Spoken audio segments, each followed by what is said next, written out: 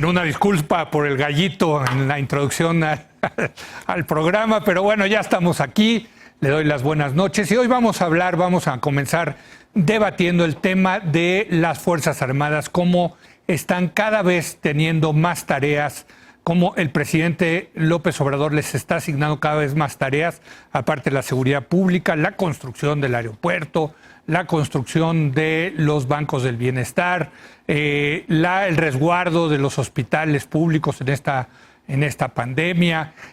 A la Marina se le ha solicitado solucionar el problema del sargazo en el Mar Caribe. En fin, muchas tareas para el Ejército y la Marina. Nos tenemos que preocupar, los mexicanos, de ver al Ejército cada vez más haciendo tareas que no les corresponde, porque pues al final y al cabo son soldados y marinos que están entrenados para hacer la guerra y para defender la soberanía nacional. Bueno, para debatir este tema, como todos los martes, le doy la bienvenida vía remota, sana distancia, a Paula Sofía Vázquez. Paula, ¿cómo estás?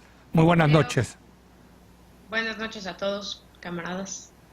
Camarada Gibran Ramírez Tovarich, ¿cómo está usted?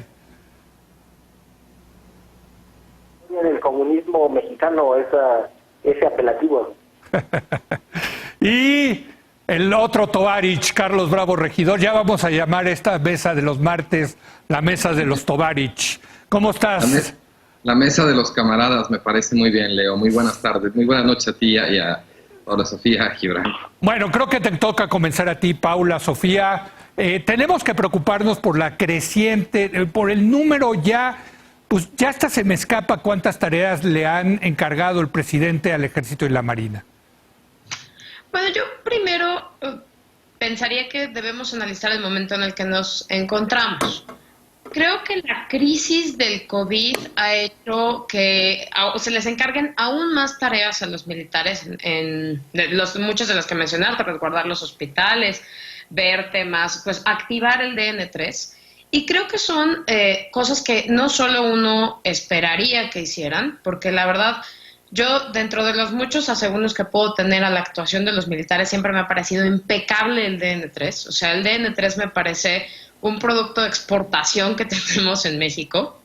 Y creo que una de las cosas que es la capacidad que tienen de organización, de llegar a lugares muy distantes, es como el momento en el que más se vinculan los militares con la sociedad en tareas que no son de seguridad.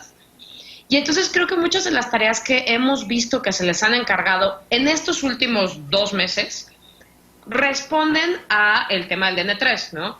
Hacer los hospitales estos temporales, el resguardo de las medicinas, los cargamentos, el equipo que llegue, etcétera. A mí esa parte no me preocupa. La parte que me preocupa es la otra, que es que aparentemente sí son los chicos a los cuales llamar para el presidente en cualquier tema. Y eso, más que preocuparme en temas de democracia, me preocupa en temas hasta de competencia económica, vamos. O sea, ¿qué puede pasar si los militares ya no están comiéndose hasta la industria aeroportuaria? Así es, Carlos. Mira, Leo, sí, a mí me parece interesante la evolución que ha tenido esta discusión. La verdad es que una de las como premisas, creo, del ejercicio que ha llevado a cabo el gobierno de López Obrador en materia de seguridad pública es que, bueno, no había ninguna otra institución confiable, ¿no? De ahí la creación de la Guardia Nacional y ahora, digamos, la actualización de aquella reforma que ya le permite actuar, digamos, en paralelo a las Fuerzas Armadas, a la Marina, a la Guardia Nacional, ¿no? Hace poco salió una encuesta en donde, al igual que ocurría en el sexenio de Felipe Calderón y de Enrique Peña Nieto, una mayoría de la ciudadanía apoya que las Fuerzas Armadas en general, sea Guardia Nacional, Ejército, Marina, se haga cargo de las tareas de seguridad pública. Y yo creo que en cierto sentido ahí hay que acusar recibo. Creo que pues sí, las policías no lograron generar legitimidad social y que en esa medida, digamos, la situación desesperada de violencia y de inseguridad que siguen viviendo los mexicanos pues les hace de alguna manera inclinarse por apoyar este tipo de política. Eso se puede entender. Lo que yo no acabo de entender bien es cuál es la racionalidad de darle a las Fuerzas Armadas todas estas otras funciones o encargos que son ajenos a su función o a su naturaleza. Ya hacías tú al principio un breve resumen, ¿no?, de la distribución de medicamentos, de la vigilancia de ductos y combustibles de Pemex, del traslado de los recursos para pagar los programas sociales, repartir libros de texto, combatir el sargazo, y ahora, bueno, la empresa que va a operar el nuevo aeropuerto, pues va a ser una empresa en manos de militares, como lo anunció el presidente hace relativamente poco. Así es. A mí, digamos, de entrada me suena raro, porque me parece que eso, darle tantas funciones a las Fuerzas Armadas, pues no lo vemos ocurrir con relativa frecuencia en las democracias. Es más propio de regímenes autoritarios. Y la verdad es que, dada la magnitud del triunfo que tuvo el presidente López Obrador en las urnas, pues no me parece a mí necesario que tenga que recargarse tanto en las Fuerzas Armadas como lo está haciendo. Además, desde luego, eso genera como todo tipo de incentivos perversos y riesgos morales, porque una vez que le das a las Fuerzas Armadas todas estas funciones, pues difícilmente se las vas a poder quitar después. Así es. Además, como decía Paula, pues también está la cuestión como de a quién estás sacando de la jugada cuando haces eso. Y para mí la más importante, y con esto termino, tiene que ver con el hecho de que realmente no vemos un horizonte de corto, ni mediano, ni largo plazo en el cual haya ya un plan para ir retirando a las Fuerzas Armadas. Lo que tenemos hoy es una situación donde, ya regularizamos que las Fuerzas Armadas se hagan cargo de tareas de seguridad pública y por el otro lado las dotamos de todas estas otras funciones. Y luego... Gibran. Camaradas, es un gusto estar aquí. Yo creo que se trata de algo propio del proceso de transformación. Es decir, durante las últimas décadas acudimos a la pérdida de capacidades institucionales de los distintos órganos del Estado mexicano. El Estado mexicano no tenía vías para construir rápidamente sucursales de banco, para cuidar efectivamente los puertos que se dejaron en manos extranjeras, y a partir de lo cual decisiones muy importantes para la seguridad nacional en materia de puertos, de aeropuertos, de aduanas, de territorio en general, se toman en otros lugares del mundo. Todo estaba privatizado y esa privatización ocasionó o facilitó dos cosas: la inacción o la lentitud del gobierno y, por otra parte, la corrupción. Si el viejo régimen autoritario pudo levantar Ciudad Universitaria en un año, el nuevo pluralismo autoritario y el neoliberalismo le pasaron cosas como el Paso Express, que salieron carísimas, que se arruinaron. La única continuidad institucional que hubo con el desarrollo de esas capacidades fue el ejército. Entonces, es una forma de recurrir a lo que queda, a lo poco que quedó del Estado tras el régimen neoliberal, para reconstruir el país y las capacidades de ese mismo Estado. Por ejemplo, al construir el aeropuerto o al construir las sucursales del Banco del Bienestar, lo que se genera son más capacidades del Estado en el territorio. Y además creo que no hay que asustarnos, que se trata también de un asunto de tareas que pueden asignarse al ejército en los nuevos tiempos. Los ejércitos, aunque están entrenados para la guerra en diferentes partes del mundo, realizan otras labores. Por ejemplo, lo de los ductos siempre lo han hecho, son instalaciones estratégicas, siempre los han vigilado. Pero pongo varios ejemplos. Por ejemplo, la ONU, allí donde interviene, se vale de ingenieros militares para realizar construcciones, perfectamente normal. La India utiliza al ejército en labores ambientales fuertemente. España ahora ha utilizado al ejército para ayudar a la gente en la crisis del COVID. Es decir, hay un asunto de utilizar al ejército en tiempos de relativa paz, porque no es el caso de México, que se está haciendo, creo que no de manera escandalosa, porque no se les otorga poder político, poder de asignación. Ajá. A ver, Gibran, pero si esto mismo lo estuviera haciendo otro gobierno, no el gobierno de López Obrador, otro gobierno de otro partido político, ¿pensarías lo mismo? No lo sé, pero es que sí importa quién esté en el gobierno. No es lo mismo que gobierne un humanista y que utilice las capacidades estatales para construir bienestar, a que gobiernen militaristas y utilicen esas capacidades estatales para construir régimen de excepción y de ataque a los derechos humanos. Te pongo un ejemplo, ha estado muy en boga la discusión sobre el acuerdo por el cual las Fuerzas Armadas podrán intervenir en labores de seguridad pública. Sí. Es radicalmente distinto lo que presenta López Obrador de lo que en su tiempo fue la Ley de Seguridad Interior, que permitía a los militares asignar presupuesto de estados y municipios, es decir, que les confería poder político. La gran diferencia con el gobierno de López Obrador es que no les está dando poder político. A ver, entonces, Paula, si entiendo bien el argumento de Gibran, ¿esto es positivo o negativo contingente a quien sea el presidente de la República? A mí no me parece, ese argumento me parece muy debatible. Digo, qué bueno que estamos en la hora de opinar. A mí me parece muy debatible pensar que se toman decisiones que incluso tienen consecuencias jurídicas de largo aliento, como es la Ley de Seguridad Interior o como son otro tipo de disposiciones que están planeadas para permanecer en el tiempo, a partir de quién gobierna y quién no gobierna. O sea, creo que parte de la institucionalidad democrática es salvaguardarnos de que independientemente de quién gobierna tienes una serie de certidumbres a partir de las cuales puedes trabajar, puedes vivir, puedes desarrollarte, puedes elegir cosas. Y pues en este caso decir, es que no está tan mal porque es quien nos gobierna es distinto, no es un argumento que a mí me encante. Ahora, entiendo aquí un poco que lo dijo, Carlos creo que utilizó como la palabra correcta, que es el cargo. Andrés Manuel dice mucho lo de no es el cargo, es el encargo. Así es. Ajá, creo que una de las razones, yo de verdad trato de explicarme por qué esta confianza absoluta a los militares, y creo que es básicamente esto, es el encargo, él confía en ellos y entonces no le importa mucho si son o no sus tareas, si están o no preparados, si tienen especialización en eso o no, es simplemente que él confía en ellos y se los encarga.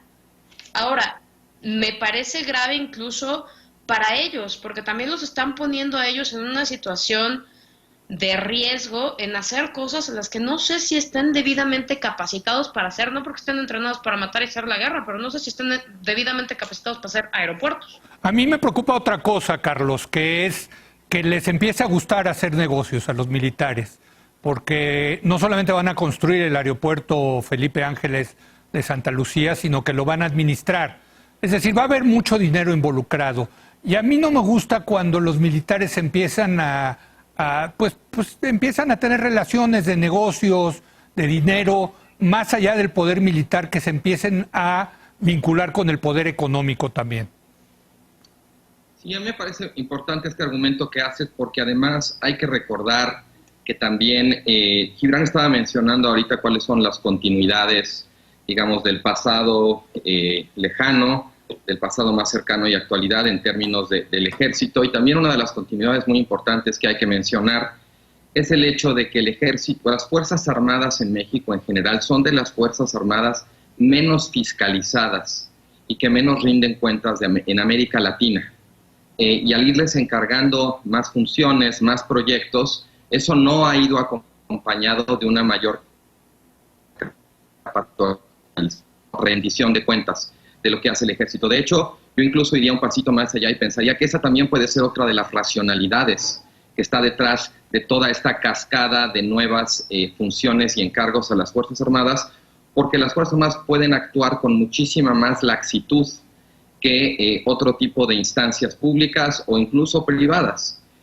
Como sabemos, por ejemplo, en el caso de la construcción del aeropuerto, contra todos los amparos, la cascada de amparos que había, pues finalmente el presidente optó por declarar el aeropuerto un proyecto de seguridad nacional, y él lo dijo, esto no es una interpretación, él mismo dijo que hacían eso para combatir, para evitar la cascada de amparos. Ellos lo interpretaban como una suerte de boicot jurídico, ¿no? Entonces, fíjate que a confesión de parte, relevo de pruebas, ¿no? Sí. Que de alguna manera el presidente ya se dio cuenta que cuando utilizas a las Fuerzas Armadas, pues tu estándar de rendición de cuentas y de fiscalización es menor que si estuvieras utilizando a cualquier otra instancia. Entonces, también creo que en términos de transparencia y de rendición de cuentas, pues no deja de ser preocupante. Al mismo tiempo, también me parece que yo, digamos, comparto la intención de reconstruir al Estado mexicano, de construir capacidades institucionales, pero no estoy seguro que esa sea una tarea que corresponda al ejército. En estas cosas es como la natación, se aprende a nadar nadando, ¿no? Haciendo las cosas. Y cuando en lugar de tener otro tipo de instancias civiles o incluso de redefinir tu relación con la iniciativa privada de modo que pueda comisionarse, concursarse a la iniciativa privada, pero que haya rendición de cuentas para evitar la corrupción, así se construyen capacidades institucionales. Yo quiero aclarar que yo no tengo nada contra las Fuerzas Armadas, al revés, me parece que en México han sido ejemplares, han sido muy leales con las instituciones. Decía Paula el tema de los programas DN3 y el programa Marina cuando hay algún tipo de emergencia nacional, funcionan bastante bien, pero yo sí pienso que es zapatero a tus zapatos y esto de ampliarle el abanico de actividades a los soldados y a los marinos, pues me parece que por lo menos nos debe de preocupar, Gibran. Sí, yo no creo. Yo creo que sí, zapatero a tus zapatos. El problema es que nos hacían falta o nos siguen haciendo falta zapateros para todos los zapatos que se necesita reparar, por ejemplo, para repartir los libros de texto, para repartir las medicinas.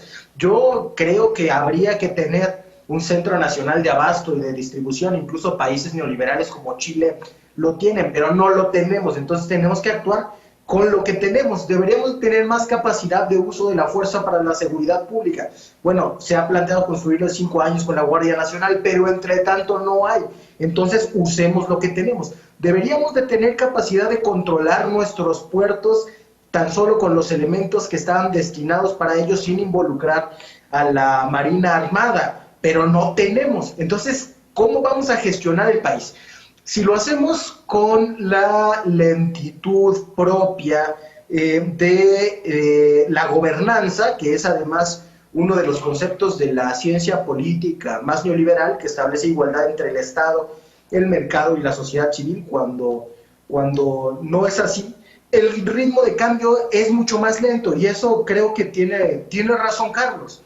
Si el gobierno de la República se dedicara a litigar el aeropuerto de Santa Lucía, el aeropuerto Felipe Ángeles, seguramente tardaría mucho más tiempo. Y esto es una de las razones de que las democracias se hayan vuelto ineficientes en muchas partes del mundo. Fukuyama habló de eso en varias ocasiones, pero bueno, en su último libro, que volvieron un clásico, muchos politólogos alrededor del mundo, habla de cómo el estado de tribunales y partidos se volvió un obstáculo para que el gobierno realizara cosas, encareciendo y entorpeciendo muchos de los procesos. Bueno, es el Estado de Derecho. Perdón. Es una parte del Estado de Derecho, pero también es una forma en que minorías empoderadas con capacidad para generar litigio estratégico pueden boicotear a gobiernos democráticos, que es lo que estaba haciendo Claudio X González con el aeropuerto de Santa Lucía. A ver, una última ronda, Paula. A mí me parece este tema fundamental en este momento crítico de la pandemia. Yo decía el otro día, y lo reitero, yo me siento más seguro en los países donde no veo militares en las calles, a donde veo militares en las calles. Pero hay mucha gente que al revés, en México se sienten más seguros con los soldados y los marinos en las calles. Sí, bueno, yo creo que las encuestas que salieron, que mencionó Carlos al principio, son innegables, ¿no? O sea, en México confiamos en los militares y aparte, pues yo creo que no sin razón, ¿no? O sea, confiamos en las instituciones de los militares porque después de años, ahí sí coincido con Gibran, después de años de malas experiencias con todas las demás instituciones, pues nos siguen quedando los militares como los que lo hacen bien. Ahora, a mí nada más me gustaría cerrar con el tema de las capacidades institucionales, Sí. que coincido totalmente con Carlos. Nada más 2 puntos rapidísimos. Pues sí, es cierto, nos faltan manos para hacer un montón de cosas, pero pues y si vemos qué tanto ha afectado la austeridad para ver por qué no faltan tantas manos para hacer tantas cosas, y entonces tenemos que recaer en los militares, porque igual y podríamos empezar a invertir en esas capacidades que son necesarias para generar otro tipo de empresas, otro tipo de servicios que provee el Estado de forma gratuita y transparente y que no dependan de los militares. Y la otra es, pues a mí también me gustaría que empezáramos a construir capacidades institucionales en aprender a hacer buenas contrataciones públicas. Sí. Porque luego nos podemos quedar 5 años diciendo es que como nunca quisimos contratar a nadie porque todo el mundo es corrupto y porque no queremos confiar en nadie, entonces todo lo van a terminar haciendo los militares. No, o luego van a salir ya los casos de corrupción que se cometieron en las asignaciones directas, porque cuando no hay transparencia, pues se sospecha que puede haber esos casos. No estoy diciendo que los haya, ojalá no los haya, pero yo sospecho que sí va a haber esos casos. Carlos. Sí, yo creo que aquí es muy importante recordar que ningún uniforme hace a quien lo porta inmune a la corrupción. Nada, o sea, en estricto sentido, que sean los militares, que sea la policía, que sea una compañía paraestatal o que sean los privados, no significa que va a haber más o menos corrupción. La corrupción no tiene tanto que ver con la persona en sí, sino con los mecanismos de fiscalización, de rendición de cuentas y de monitoreo. Tú decías hace rato que hay muchos sentidos en los que las Fuerzas Armadas han sido una institución ejemplar. Totalmente. Sí, pero tampoco han estado completamente ajenas, digamos, a otro tipo de problemas, como la corrupción, como la violación de los derechos humanos. Incluso hay casos muy conocidos de generales o, bueno, gente del ejército involucrada con el narco. Lamentablemente, no quiero generalizar, no digo que eso manche a todas las Fuerzas Armadas, pero sí me parece importante tener el registro completo de que lamentablemente en México no hay institución, ni siquiera las Fuerzas Armadas, ajenas al problema de la corrupción. Y yo sí quisiera terminar diciendo que el hecho de que el gobierno tenga mucha prisa por hacer sus proyectos no me parece que sea una justificación como para brincarse de alguna manera las reglas, el Estado de Derecho, y que las personas no puedan impugnar sus decisiones y usar al ejército para darle la vuelta a eso. Pues me parece una muy mala razón. Además de, como decíamos, y esto quiero insistir mucho, las Fuerzas Armadas en México son de las que menos cuentas rinden en toda América Latina. Y este proceso de darles más encargos no ha venido acompañado de un proceso de legislación que las obligue a rendir cuentas de una manera, digamos, mayor y más sistemática respecto a lo que hacen en su función, ni respecto a todas estas cosas nuevas que van a hacer. Así es. Una de las cosas, por ejemplo, que no están acostumbradas nuestras Fuerzas Armadas es a venir y explicar las cosas en los medios de comunicación, ¿no? Difícil ver un general, un almirante, un coronel, en fin, en la televisión explicando qué están haciendo. Un último comentario, Gibran. Sí, bueno, yo no creo que el Estado de Derecho sea el derecho de Claudio X González a hacer litigio estratégico para sabotear las cosas que no le gustan, mientras su organización no investiga toda la corrupción que hubo en el anterior proyecto de aeropuerto. Lo que se está haciendo es política, y el presidente se comprometió a llevar a cabo un proyecto en 6 años. Está haciendo todo para cumplirle a la ciudadanía que votó por ese proyecto, y eso es lo más demócrata que se puede hacer.